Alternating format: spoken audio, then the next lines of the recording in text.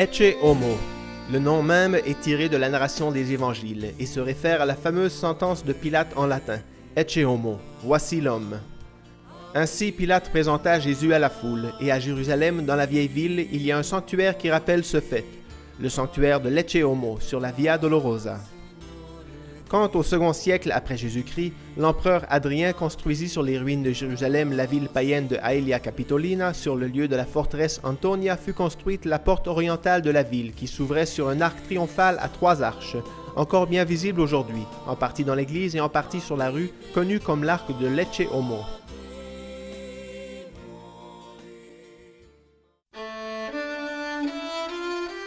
La tradition chrétienne a conservé en cet endroit le souvenir du lieu du prétoire, même si la question est discutée d'un point de vue archéologique. Et au Moyen Âge, le culte public pour certains épisodes de la Passion a commencé. Ce sont les 14 stations qui forment la Via Crucis. Le couvent de l'Ecce homo, qui s'élève près de la chapelle de la Flagellation, la seconde station de la Via Crucis, est aujourd'hui la résidence des religieuses de Notre-Dame de Sion, une communauté religieuse née grâce à Théodore Ratisbonne, converti du judaïsme et originaire de Strasbourg. En 1857, à l'occasion de la construction d'un internat, ces anciennes ruines furent mises à jour avec un canal qui, réalisé à l'époque des Hasmonéens, portait l'eau aux citernes du temple. Le couvent est également un lieu de pèlerinage et de rencontre entre les différentes cultures.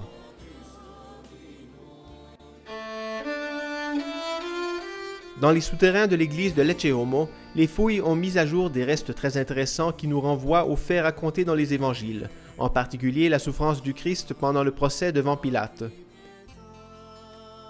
Ces pierres, ici réutilisées à l'époque d'Adrien, furent considérées par beaucoup comme celles du fameux Lithostrotos, c'est-à-dire la place pavée, la grande cour de la forteresse Antonia, siège du prétoire de Pilate, où Jésus fut condamné à mort.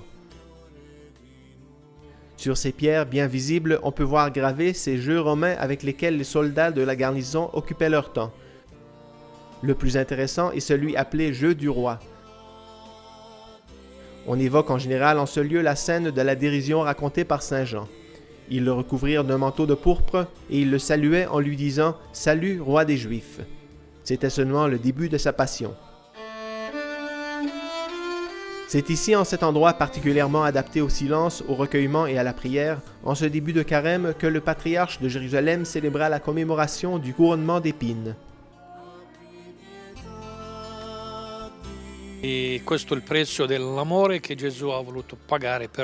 Ceci est le prix de l'amour que Jésus a voulu payer pour nous, et c'est seulement en entrant dans le mystère de l'amour que nous pouvons comprendre pourquoi il a voulu autant souffrir.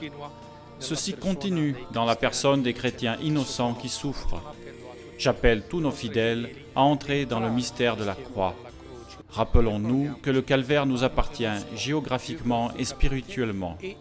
En ce carême, je demande à tous de penser à l'église de Jérusalem, avec notre promesse, ainsi que celle de toute la communauté, de prier pour la paix dans le monde entier. C'est une grâce d'arriver en ce lieu saint, de célébrer la messe en cette étape de carême devant l'arc de l'Ecce homo, de prier et de méditer, de marcher sur ces anciennes pierres où Jésus, le Fils de Dieu, fut frappé et offensé, avant de s'offrir librement sur la croix, par amour pour nous tous.